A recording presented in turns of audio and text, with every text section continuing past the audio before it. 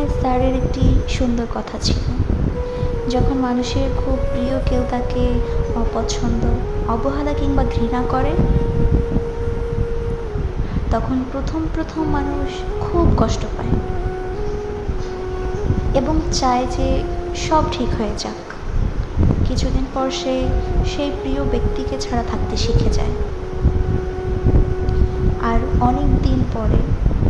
সে আগের চেয়েও অনেক বেশি খুশি থাকে, যখন যে বুঝতে পারে যে কারো ভালোবাসায় জীবনে অনেক কিছুই আসে যায়, কিন্তু কারো অবহেলায় সত্যিই কিছু আসে যায় না।